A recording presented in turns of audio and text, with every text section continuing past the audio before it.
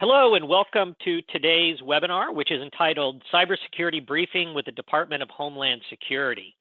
My name is Ted Holsey. I'm CEO of IronPath and your host for today's event.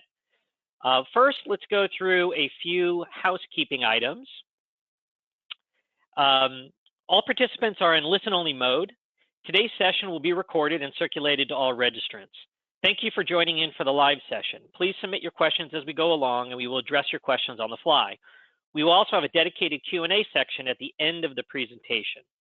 Finally, we will send you a brief 1-minute survey immediately following today's event. Please share your feedback. Today's webinar is brought to you by a consortium of IT service providers serving your local community. Thank you to our sponsors.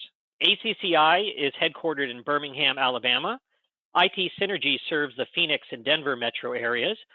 Protech Support is headquartered in Salt Lake City and serves clients throughout the state of Utah. And Sagacent is headquartered in San Jose, California, serving Silicon Valley and the greater San Francisco Bay Area. Now, let's look at the agenda. The goal of today's webinar is to give our audience a timely briefing on the many cybersecurity issues facing business leaders today. We will pay close attention to new realities brought on by COVID-19, along with the huge surge in the number of employees working from home. Our special guests from the DHS will also share key cybersecurity best practices that every business can start implementing today. We will have a dedicated Q&A section like I mentioned, but I do encourage you to submit questions as we go along. Now let me introduce our special guest. Mike Lettman is the cybersecurity advisor for Region 9 with the Department of Homeland Security. Prior to becoming a CSA, Mike was the Chief Information Security Officer for the state of Arizona for 6 years and the CISO for the state of Washington for 8 years.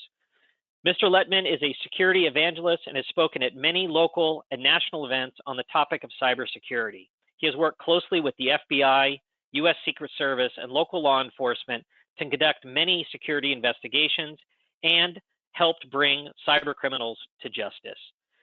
Without further ado, I want to welcome Mike. Mike, welcome and thank you for joining us today. All right, thank you very much, Ted, and thank you to everyone for jumping on today and taking time out of your day to listen to us and hear what we have to present. And Ted, do you see my full screen? Yes, looking good. All right, good. It's amazing when technology works, huh?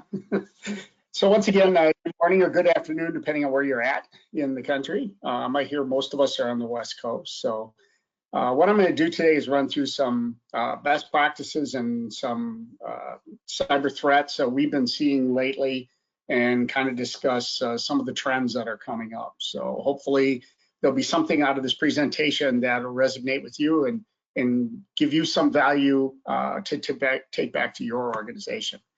So get right into it. Let me move my, there we go. So first of all, protecting information is critical. So all of our data can be used by the bad guys, and we'll talk a little bit about who they are, but all of our data can be used by the bad guys for money. It's all about a dollar thing. If they can steal data and turn it around, sell it in the underground markets and make money, that's their goals, because that's what funds their efforts, depending on what that may be, depending on who the bad guys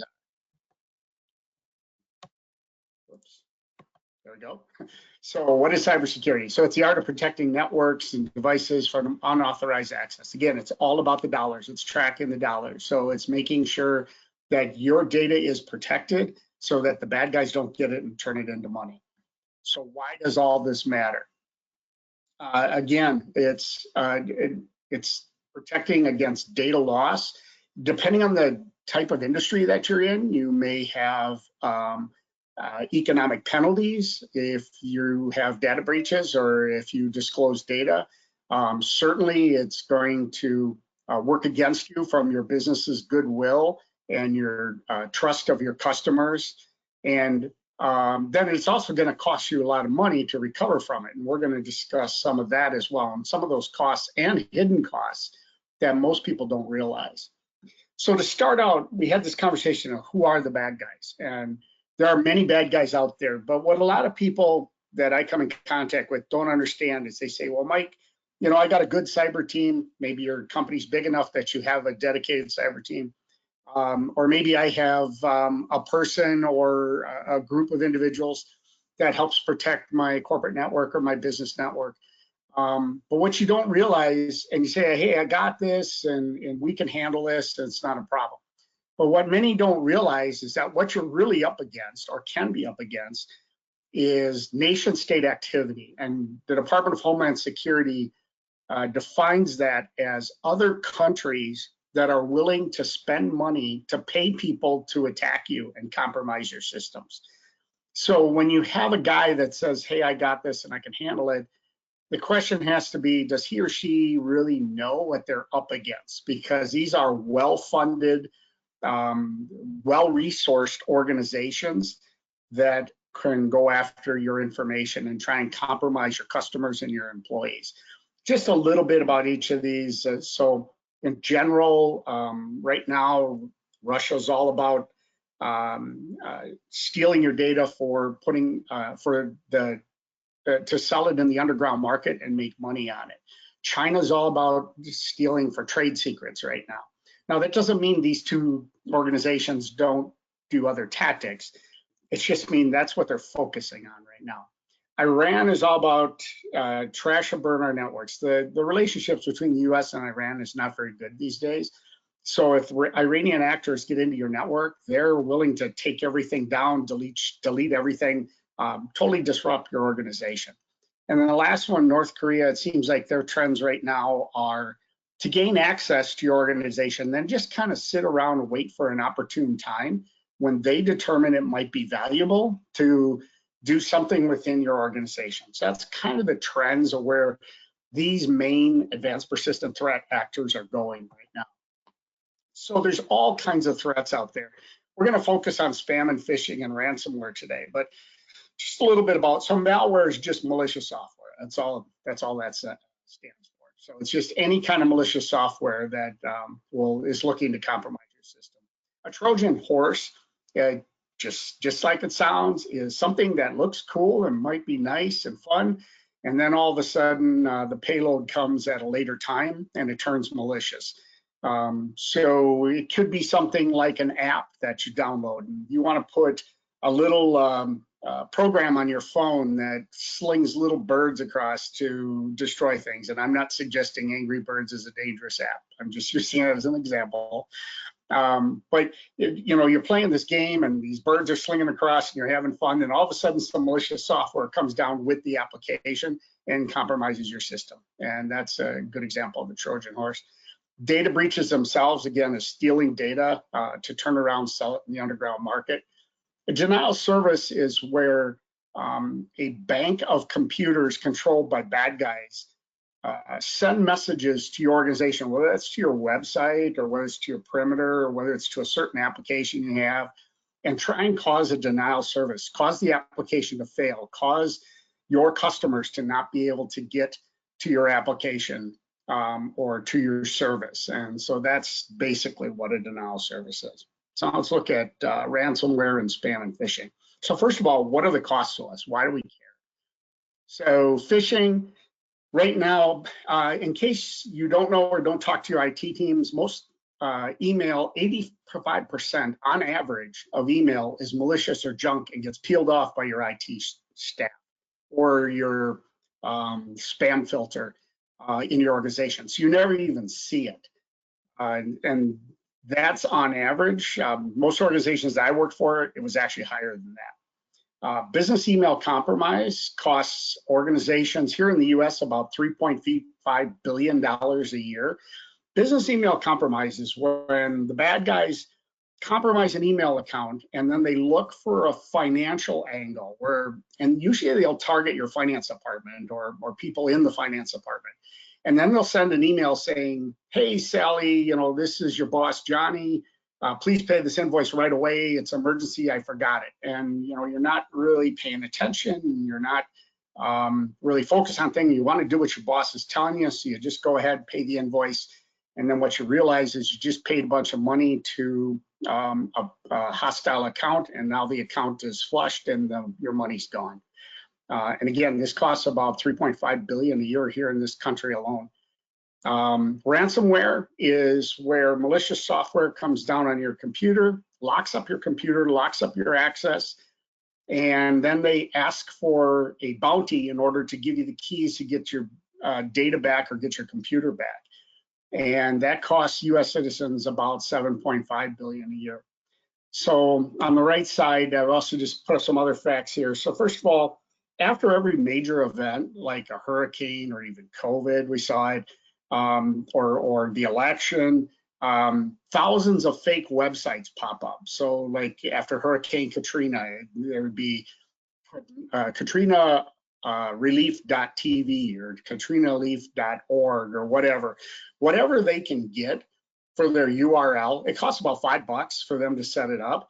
And then they try and direct traffic to those sites to collect money because you think you're donating to hurricane relief or COVID relief, or you're finding latest information on the election, and before you know it, they've compromised your credit cards or collected money from you, or remove money out of your bank account, depending on what you reveal to them. So the safe way to go to these sites or to get information is always to type the information directly into a browser. So if I get an alert in email, never believe what's coming in on email. Just because it's in email doesn't necessarily mean it's true. If something comes in and says latest election results, well, jump onto a browser and go to a reputable, your favorite information site, news information site, and look there for what the current status of the election is, or look to that organization as the current status of the hurricanes, or like weather.com on where the hurricane is going, what the current situation is. So never just type on or click on links directly from email, especially if you don't know where they came from. And then if you feel that your information has been compromised, or you get an email saying, hey, your credit card's compromised, call this number or click on this link. Again, don't do that. Go directly to your portal that your credit card is attached to, whether that's Citibank or Wells Fargo or many of the other good organizations out there, and go right to the website, log into your portal and see if there's a problem, or call the number on the back of your credit cards or the account that you're associated with. Call them directly and say, hey, I got an email saying that there's a problem. Is there really a problem? And oftentimes there's not, because it's just a scam. So what are some of these overlooked costs? So you have business interruption. So if you have ransomware that locks up computers, you have a lot of your employees that can't work and they're sitting around doing nothing, and you're paying them. You've got brand reputation, where your customers understand that you got compromised, or you got locked up, or you had problems, and now they have a concern about trusting you. You have lost revenue because you potentially can't make sales while your systems are down. There's other opportunity costs as well. So in other words, you could be working on other projects and now you can't because you got your whole IT staff, or you're paying an IT staff to try and recover from the attack. There are also hidden costs. There are legal costs because you've got to involve a legal team, because now if you've lost data, then you've got to protect your customer data. You may have to pay for services for that. There are employee costs. Again, your IT staff may be spending several days trying to recover. You have identity theft protection, so that protects your customers and their identities that you may have as a part of your business. You have communication that you have to get out. The news media will get a hold of it. Other organizations, and the word will spread fast, and suddenly you've got to do damage control in the news media. And then you possibly have to set up a call center, because you might have thousands of customers calling saying, hey, what's going on here? I heard you were compromised. Is my information safe? So how are you going to handle that? How are you going to get people to answer the phones and give out the correct information? So how are you targeted by all this? Again, it's not just email. There's also social networking out there.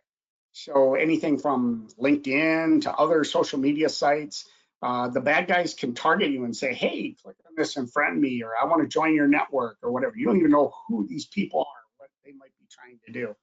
And once they get into your network, they try and social engineer you to get you to click on links, view things, see what you like, so they can maybe compromise you faster.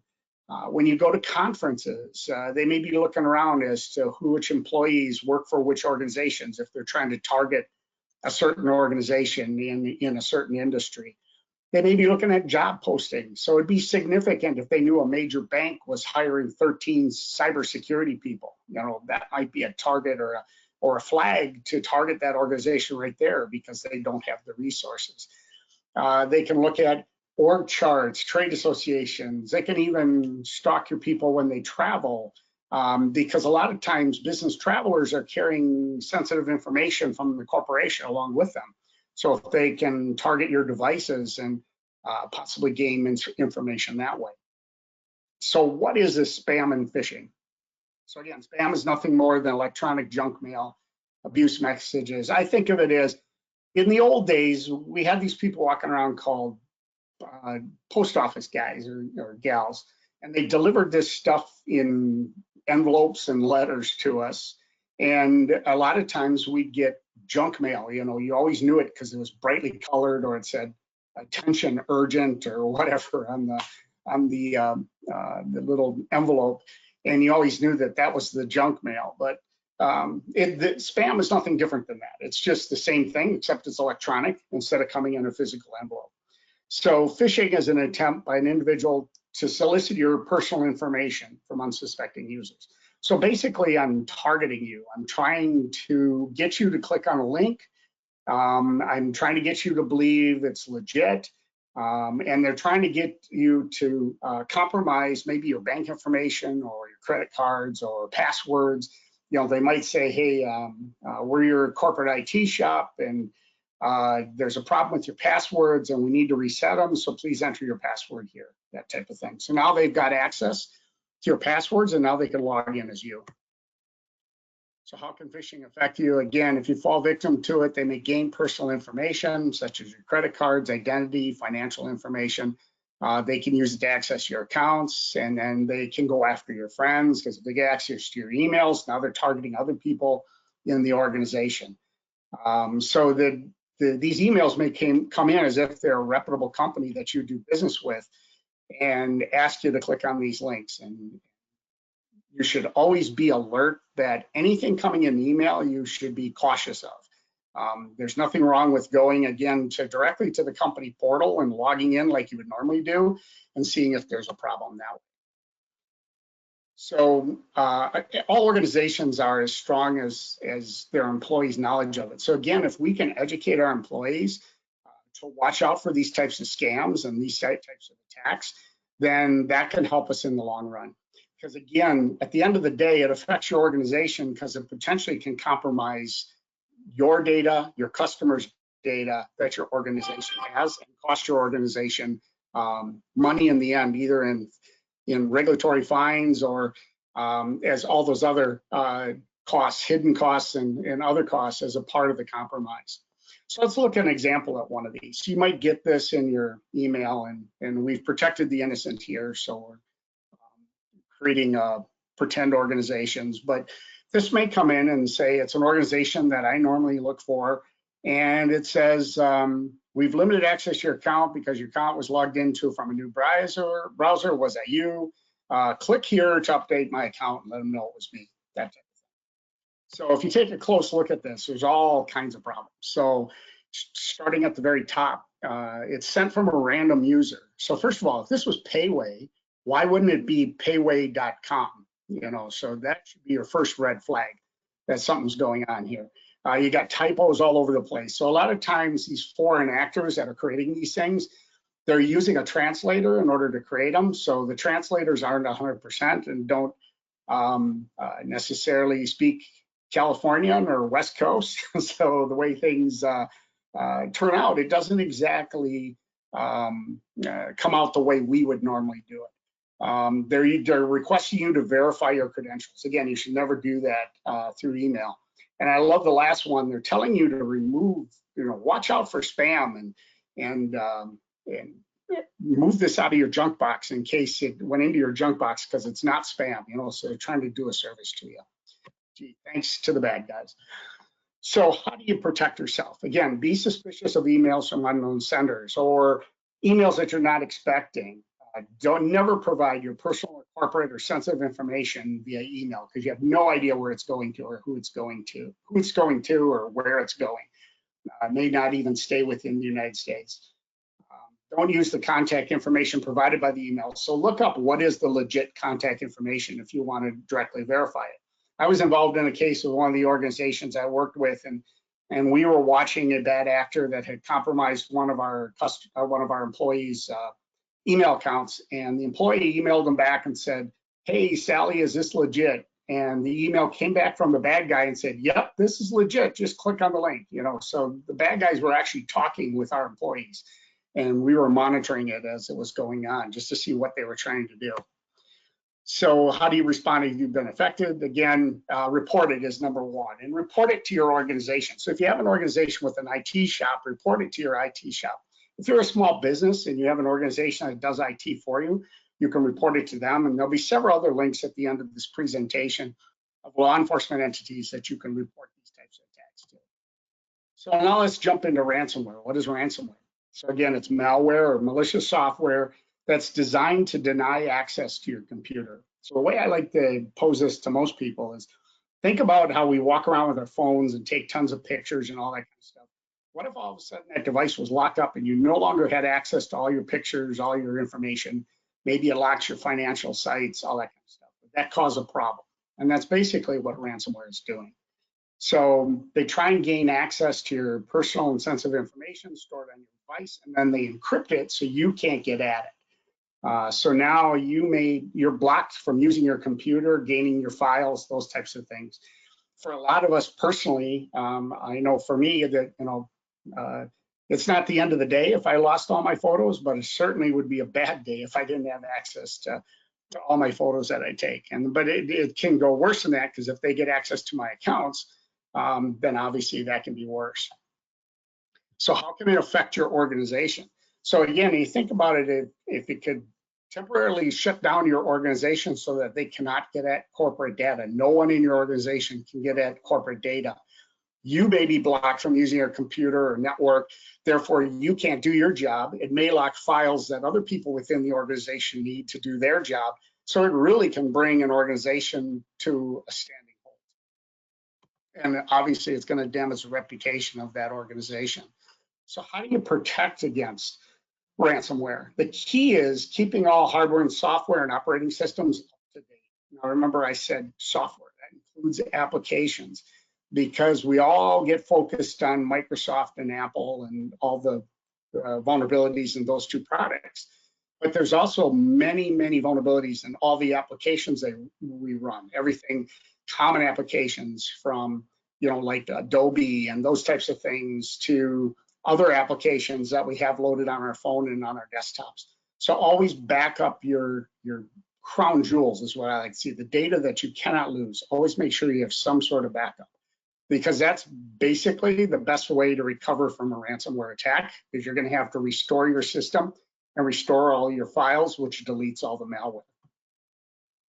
So how to respond if you've been affected? Again, report it immediately as a part of your organization, report it to your IT shop, report it to the people that run security for you. You want to isolate all the computers so you prevent the spread of the ransomware so other people don't get affected.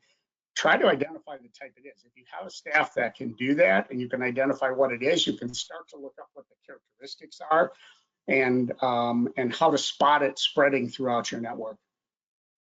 You should also test your backups occasionally and make sure they actually work, because it doesn't do any good if you get attacked by ransomware, you try and reinstall your backups and you find out that your backup system hasn't been working because you never tested it. So now let's go on to, these days we do, like we are right now, doing a lot of teleconferencing. So there's security behind this as well, and things you should keep in mind. So what we talk about, some best practices are only use approved tools for your organization. So a lot of times you have a tool that you use and that your IT shop is used to, and that they can secure with the tools, the security tools that you use within your organization. So if you start going outside of that, you can introduce some vulnerabilities, because now you have yet another application sitting on your phone or on your network device that needs to be updated because it's going to have vulnerabilities in it. Secure your meeting yourself. I know what Ted did for this meeting today is there were certain links for presenters and other links for attendees, and you can even go as far as to send out a password to get into the meeting room. Something like this is relatively open at this point, but you may have meetings that you're talking about sensitive information within your business, and you want to know who's on that meeting and who's listening in, because what if it's your competition? Secure your information. So again, understand whether something's being recorded or not, and if that can get shared, and protect your sensitive information for your organization. And then secure yourself. Don't unintentionally give out information about yourself that the bad guys can use to social engineer you. So when you talk about, even consider something as silly as you're talking about sports teams you like or things like that, they can use that. The bad guys will use that to try and compromise you by knowing what you like and send you links for things that you like. Like, here's the latest news on your sports team or something like that. So how can you better protect yourself online? Again, secure your networks. Understand that all wireless devices have default passwords, and every cyber criminal knows what those default passwords are. So make sure you change all your default passwords, especially when you're setting up your networks at home. A lot of people don't understand that. They pull it out of the box, they set it up, and they're good to go. And yet the 12-year-old next door knows what the default password is for that router that you just set up or that wireless device. And our latest theme here is if you connect it, protect it. So keep in mind that everything today is starting to access the internet. I just recently bought a new TV, and obviously that connects to my network here in the house. I noticed there are ovens and stoves and refrigerators and even washer dryers, even a grill that now accesses your Wi-Fi and communicates over the internet. So a best practice is to create a guest network or a separate network so it doesn't have access. Those kind of devices don't have access to your computers and your other more sensitive devices. Stay up to date, keep your software up to date to the latest versions for all of these devices. And then double your login protection, enable multi-factor authentication to ensure you're the only person. So multi-factor is just basically saying you have your login, and then you might even put in your password, and then it'll say, I'm going to send you a code on your phone, and you got to enter that code as well. That's multi-factor just means two different forms of passwords. And I think actually some of the sponsors are going to talk about multi-factor after I'm done here. But that's the number one way to protect your organization today is enable multi-factor authentication on your email and on your other critical systems. A little bit about passwords. Use different passwords for different systems and accounts. If you use the same password all over and one of your accounts gets compromised, then right away the bad guys try to use that same password on your banking accounts and on your credit cards. And if it's the same, bingo, they're in. And then you have to go and try and change all of those accounts. So a good strategy is maybe have one scheme of password for maybe your email, and one scheme for your credit card, and one scheme for your bank, so that they're separate and different approaches on protecting those sensitive assets of yours. Use the longest password allowed. What I like to say is it's more important that you use a strong password. So you mix it up so it can't easily be guessed, or it can't easily be compromised by several of the password crackers that are out there. So using a mix of upper and lower case numbers and symbols. The best practice is to reset your password every few months, but today we all have hundreds, literally hundreds of passwords for all our accounts, and that can get complicated and complex in order to do, and that can actually cause a bigger threat. So again, I think it's a better practice to use strong passwords rather than worrying about resetting them all the time. And a good example of that is we all got a debit card years ago, and there was a 4-digit PIN on it, and we probably never ever changed that 4-digit PIN in the last 10 or 20 years. So again, if we just go take steps to protect our information, that's probably the best strategy. But if you do want to use a lot of passwords and change them, you can look into several password managers that are out there that'll do that for you. Staying safe online, again, using multi-factor is key. Keeping software up to date. Checking the privacy policies. It's good to know what the privacy policy is for an organization, but I like this. I just refied my house, and basically the bank said, well, sign here. And I'm like, well, what does all this mean? And basically at the end of the day, it's like, well, if you want the loan, you have to sign here. So it's always good to know what's in there. But at the end of the day, you may not have a lot of choice. But if you do see that an organization like markets your information, well, that would be important. Maybe you can decide.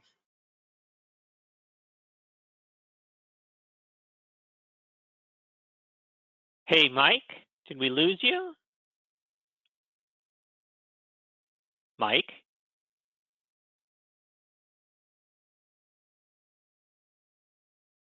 Whether you want to do business with that organization or not. Shop with online trusted and reputable companies. So know where the product is. On links that you're unsure of. Avoid public Wi-Fi. We all know we attach to Wi-Fi when we go to organizations, but just understand that it may not be safe. So don't go into a local coffee shop and connect to a public Wi-Fi and then start doing your banking. That's just not a good idea. It's running a lot of risks. Always use credit cards instead of debit cards, especially online. Debit cards pull money directly out of your bank account. So if something goes wrong, the money's already pulled out and you got to argue to get it back. A credit card, you're not paying it. You have 30 days to pay it off. So you have think of it that way. You have 30 days to argue about whether the transaction was legit or not. And then again, be wary of all emails requesting personal information. Here are some sites that you can, if you're a victim of online crime, the Crime Complaint Center is actually run by the FBI. The Federal Trade Commission also is interested in marketing information that violates the law, maybe against your kids, or maybe just inappropriate marketing of information. And then if you have inappropriate contact, you have cyber tip lines that you can use. You also have fusion centers in every state. It's always good to know how to get a hold of them. You can understand that through your local InfoGuard, for example, if you're a member of the InfoGuard. So now just a little bit about CISA. Who is CISA? We're the nation's risk advisors. So we're the cyber infrastructure security agency. So we're basically talking about national risk management for cyber and physical infrastructure. Our vision is secure and resilient infrastructure for the people and lead the nation's efforts to understand and manage our risk for critical infrastructure. So you might say, who is the critical infrastructure? These are the 16 critical infrastructure sectors as defined by President Bush after 9/11. Basically, CISA is involved in many of them. There's some, like at the bottom left there, energy is actually regulated by the Department of Energy, but CISA also discusses best practices and helps the energy industry on how they can protect themselves. So we're really involved in all of the critical infrastructure. So if your business does, maybe your customers are the defense industrial base or government or food and agriculture or energy or something like that, then you're a part of the critical infrastructure as well because you're part of that supply chain. So what is today's risk landscape? We have all kinds of things we have to pay attention to. Everything from direct acts of terrorism to cyber attacks, which we just talked about a lot of them. Extreme weather. The people in the Southeast have been dealing with a lot of hurricanes this year, the direct south. I have people down in, I believe it's Honduras right now. I had a Cat 4 hurricane come on shore. I believe it's today or yesterday. God knows we've been dealing with pandemics, and we now understand what a pandemic is and how that affects us. And then you have everything from accidents or technical failures, like bridges falling down and collapsing, things like that. This is just a sampling of everything we offer. Everything the Department of Homeland Security does is free. It's no cost to critical infrastructure organizations. So we do everything from cybersecurity evaluations to exercises to response assistance. We'll do some malware hunt. If you got compromised, we have teams that will go in and look for the bad guys and see if they're out of your network. The cybersecurity advisors, which I am, do everything from assessments to give you best practice on how to protect your organizations, to do working group collaborations just like we're doing today, and then talk about best practices for public and private entities. And then we have protective security advisors, which is the physical side, the same thing we do just on physical security. So from a cybersecurity perspective, I have basically 9 different tools that I use that go strategic to technical that basically describe the cyber maturity of your organization. It's tools you can use to understand how cyber safe your organization is. Many of these are geared towards bigger organizations, but several can be used by smaller companies as well, just to know how you're under attack. There's no way to defend yourself unless you know how you're being attacked. Who's trying to attack you? How often are they trying to do it? What are their techniques? And many of these assessments will bring that out and show where you're vulnerable. We also have free resource guides out on CISA.gov, talk about everything from asset management, incident management, risk management, cybersecurity awareness. There's all kinds of topics out there. So you can just go to CISA.gov, and even, I believe, if you just type in resource guides, these will come up. So my message to you guys today is don't be that guy. And, you know, the one that hides behind the chainsaws and the horror flicks, the one that's clicking on links that come in an email that potentially compromise your organization. So this is my contact information. I'm the cybersecurity advisor here again in Region 9. So I cover Arizona, Nevada, Hawaii, and California. We do have a guy out in Hawaii. We got a guy in California, but we back each other up. So you can contact me, and if there's another cybersecurity advisor that better services your area, I'll be happy to put you in touch with them. Otherwise, you can just directly contact the CSA program at cyberadvisor@hqdhs.gov. And again, go out to CISA.gov to find all kinds of resources on how to protect your organization. I believe there's also a section for small businesses as well, on things you can do as a small business to protect your information. And then on the left there is the Stop, Think, Connect toolkit, which again, you can use that even for your best practice for your family to protect your family. If you just go to CISA.gov and type in Stop, Think, Connect, it'll come up. Or if you just go to a browser and type that in, it'll come up as well. So with that, Ted, that's my presentation, and I turn it back to you here and see if there's any questions out there. Okay, well, great, Mike. Thanks for all the fantastic information. Let's go. So I want to first of all remind everybody, go ahead and use the Q&A feature in GoToWebinar to ask questions. And let me just make sure that I'm sharing my screen. Hold on one second. Okay. All right. Okay. Okay. So, Mike, first question is, this is kind of a toughie, but let's tackle it. So Bo wants to know, what is DHS doing to ensure federal and state agencies and corporate sites reinforce good customer behavior? Many legitimate services encourage the very behavior that supports phishing. Go ahead. Yeah, so go ahead. I mean, it's kind of a tough question, but go for it. It is a tough question, but it's a very good question. So again, DHS is all about best practice. So what we're trying to do is go into government entities, especially, so let's start with you touched on a whole bunch of different entities there. So starting with the federal government, we're the best practice arm for the federal government. So we like to go into the agencies and say, here are best practices for protecting our organization. And part of that is cybersecurity awareness. So it's raising awareness to all of the employees of the agency or of the organization on what best practices are and some of the things we talked about today on how clicking on links can compromise your organization. So that's the federal government. Then we can go into other government entities. Now remember, it's not a mandate. We can't mandate ourselves to come into to state and local government, but we can certainly encourage those organizations to utilize best practices. And we're more than happy to come in and talk to them about best practices and talk to their employees about best practices and raise awareness of how that can affect their organization, just like we did today. So that's a very good question. And I mean, I guess it's just as important whether a company is large or small to invest in security awareness, correct? That is correct, Ted. As a matter of fact, it's more important if you're small these days, because many large corporations have a lot of money to throw at this issue. They have a lot of resources to throw at this issue. I go around and talk with many small companies and businesses and even small government entities, and they're always, yeah, it's not me. Nobody's after me because I'm too small. And that's not true because you're the easy target. So if I'm the bad guy and I can compromise you, I can get into your supply chain. So whoever you supply services to, I can now go after those organizations because you're embedded in their supply chain.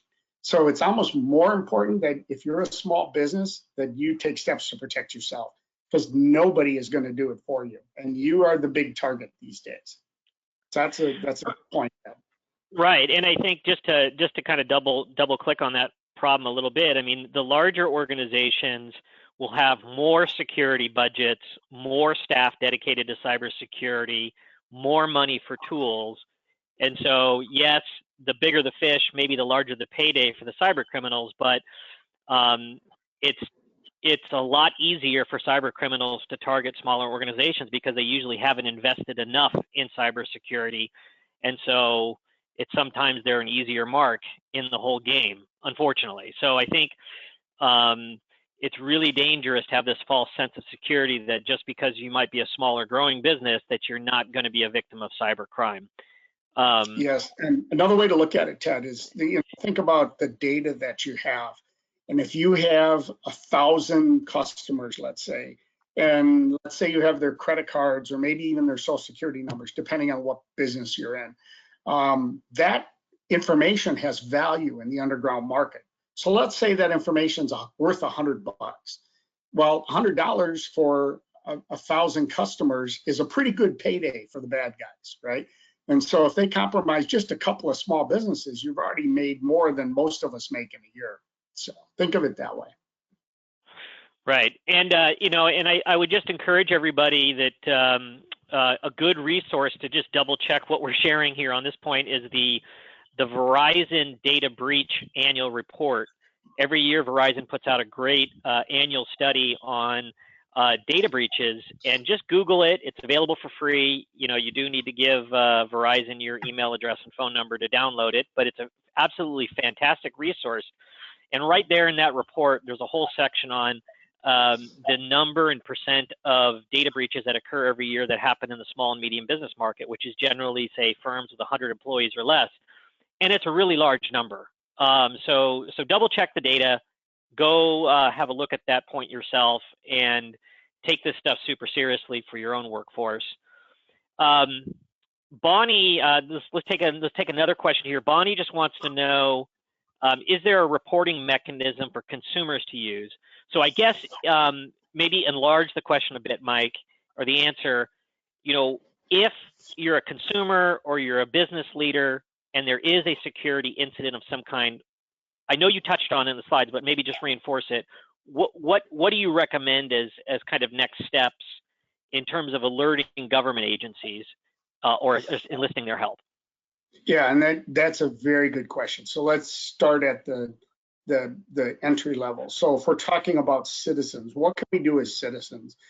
We can, any of those links I showed on the IC3 or the Federal Trade Commission, all are public links that you can report a problem or report a suspicious email or those types of things. All of that is accumulated and kind of analyzed, if you will, to look for trends and tactics. And then they can even take that a step further and they can do investigations on the organizations wherever that's coming from. Now, let's say if you're a business, even on CISA.gov, I think when you go into the homepage up in the upper right-hand corner, it says report an incident. You can report it to CISA, especially if you're a part of the critical infrastructure. But also if you're a small business, you're getting to know your local FBI, getting to know your local law enforcement task force. Most major cities have cyber task force, and to get to know them and how to report that information is very valuable. Knowing your fusion center, every state has a fusion center, which is funded by the federal government, which is to collect terrorist and hostile information, whether it's physical or cyber, and then use that information to establish and develop trends and to send out alerts. So getting on their email lists, if you're a small business, to just know what types of attacks are coming in can be incredibly valuable. So that's a great question. Okay, let's take it a slightly different direction. Matthew wants to know, I run a small business that stores all of its data on OneDrive, which is run by Microsoft. Do I need to back up my data elsewhere to secure the info? Very good question, Matthew. So I would suggest yes. So certainly Microsoft organizations, I assume, yeah, you're using like OneDrive or their cloud services.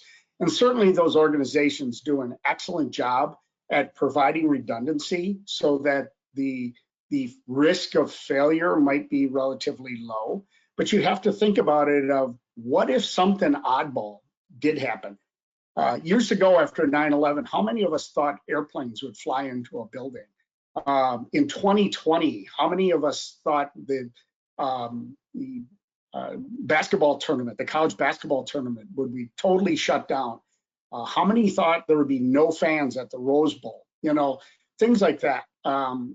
There are oddball things that happen. So the question is, how much can you risk to lose? And if you can't risk to lose that data, you have to take additional steps to make sure it's backed up.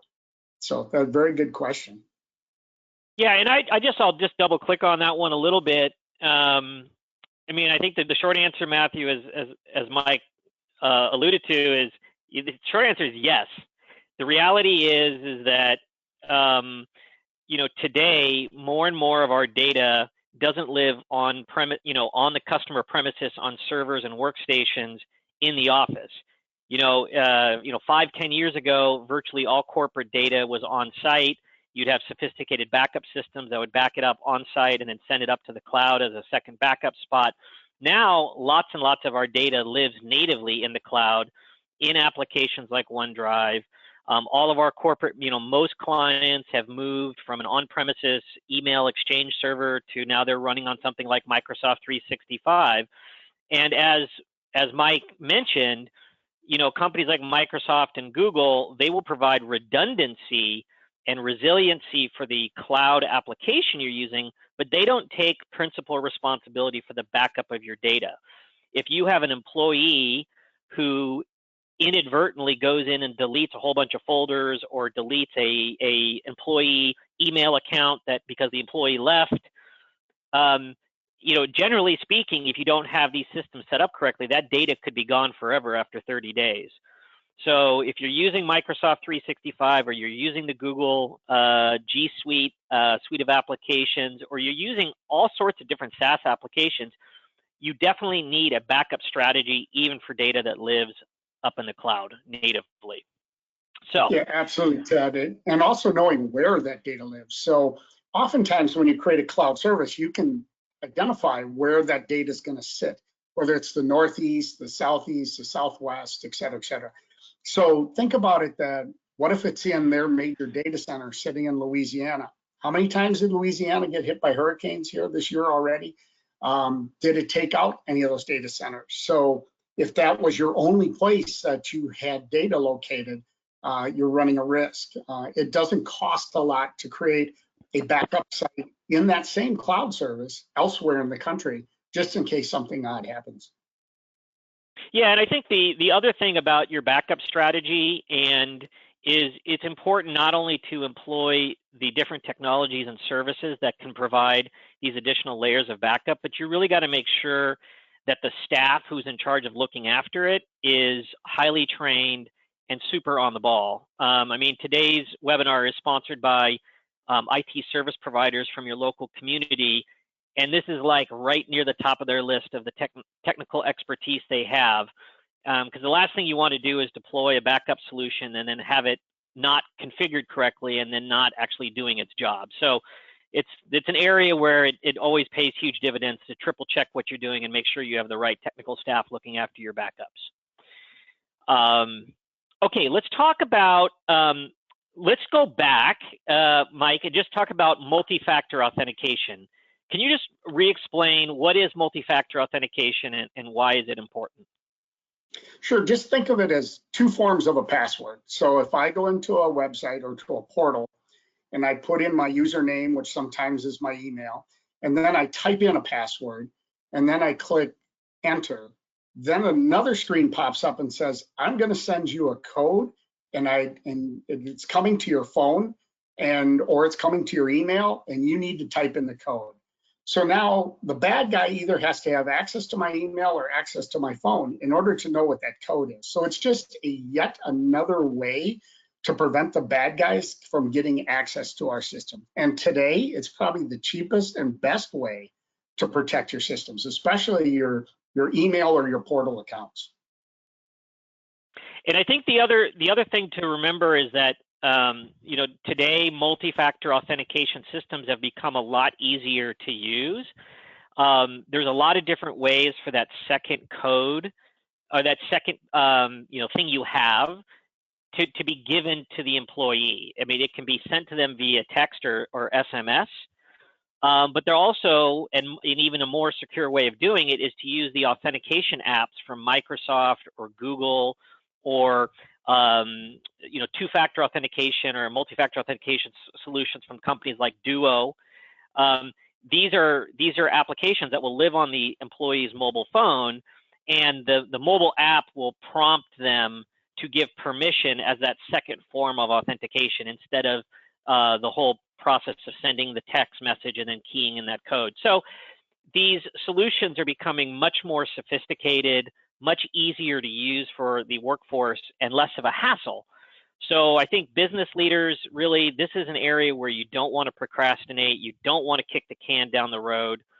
You need to have your technical experts on your own team get MFA, multi-factor authentication, in place for all of your critical applications, or talk to your IT service provider if you haven't yet taken care of this area, because it's just an area where really, I think the data is something like 80 to 90% of all security incidents happen because of a password that gets compromised.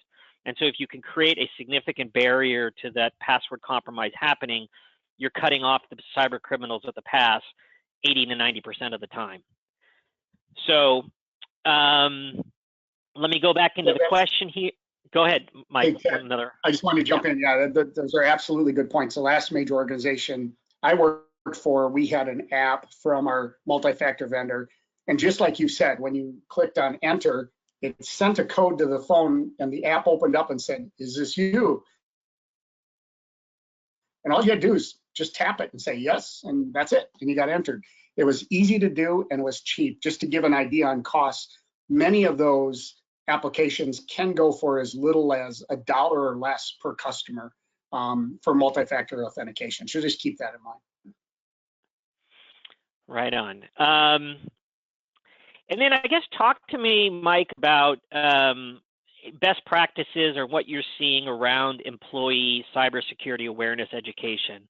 I mean, I know it's one of these Goldilocks problems, I think, where you don't want to overdo it, but you certainly don't want to underdo it. But what are you seeing in terms of the right approaches to raising employee awareness in the workplace? Yeah, so that's an excellent question, Ted. And I'll just say, I'm a true IT guy, so I'll say it depends.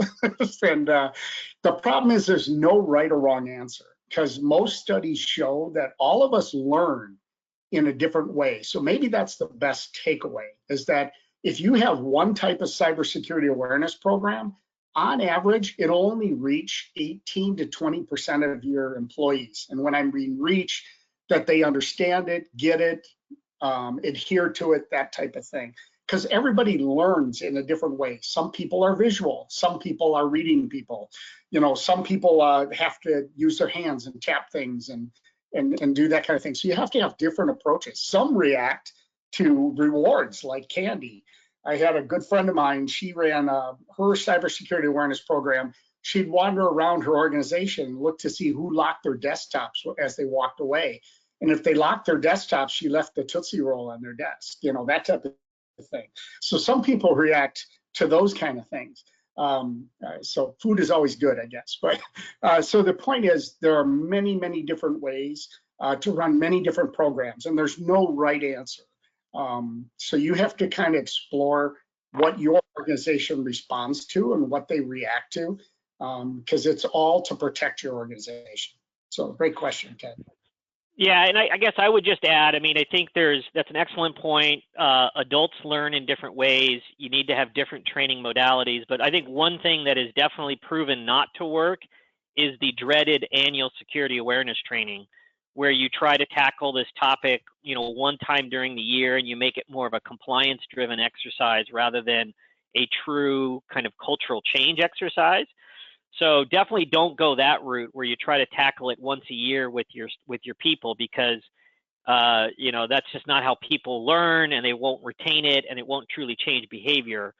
I think the good news is that there's tons and tons of companies that are investing in really innovative ways to train adults and to give them kind of like to deliver micro learning, to make it automated, to make it bite-sized, to make it compelling and engaging, to gamify it, like Mike said, make it fun, make it, tap into people's pleasure sensors a little bit, give them that Tootsie Roll, give them that recognition. But the other important thing, I think, is that adults respond to learning and respond when they know it's important. So, reinforcing why cybersecurity awareness and good cybersecurity hygiene and behavior is important. People will respond to that because they know it's important for their career, it's important for the company, and it's important for their job and their career future. People also very much respond to that. So let's see here. Just a general question, Mike, around response to COVID and work from home. What are some of the new challenges that have emerged for companies when maybe virtually all or almost all of the staff is working from home offices at the moment? Yeah, that's a very good question, and I actually pulled that slide out. I had that in there too, but I was concerned about how long I was going to take in the presentation. But right now, our perimeter is changing. Our employees no longer sit in a central building in a downtown metro area or wherever. We're all over the place. And the concern is some of your employees, just due to basic logistics, are using the same computer that their kids use to go on Facebook. So now the question is, the corporations and even small businesses hired organizations to protect their data and protect their network.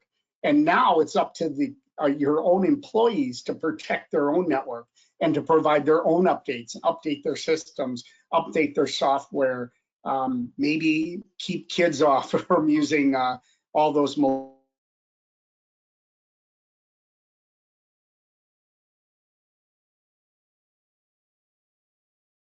Whoops. I don't know if we lost Mike.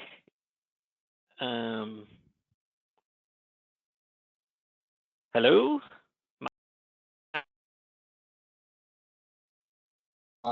Many IT shops had to scramble to try and figure out how to address this issue.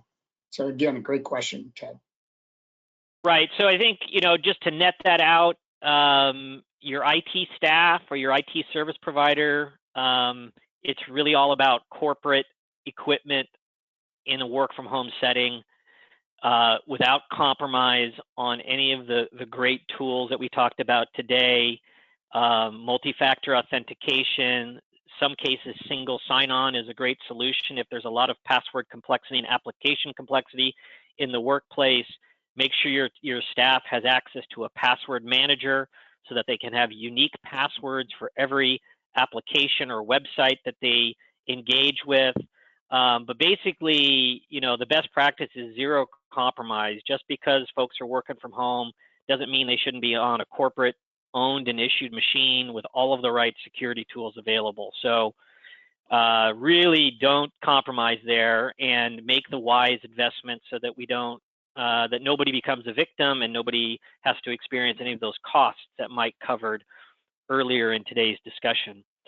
And we also call that zero trust. So we don't want to create a scenario that it's not Fort Knox. You don't want to prevent your customers and your employees from using systems, but you certainly want to trust but verify and just make sure that it is your employees that are logging onto systems, and it is your employees that are doing the work, and it is your employees that are protected. So it's that trust but verify. Okay, we are out of time. I'm so glad that everybody chimed in with lots of questions there in the final 15 or 20 minutes there. On behalf of our sponsors, I'd like to thank Mike Lettman from the Department of Homeland Security for sharing such great information and best practices today. Mike, thank you very much. And on behalf of our... And thank you again to everybody taking time off. Okay, and on behalf of our sponsors, ACCI from Birmingham, Alabama, IT Synergy from Phoenix and Denver, ProTech from Salt Lake City, and Sagacent from San Jose, California. Thank you everybody for joining today's session. We look forward to seeing you on our next quarterly webinar. Thank you and have a great day.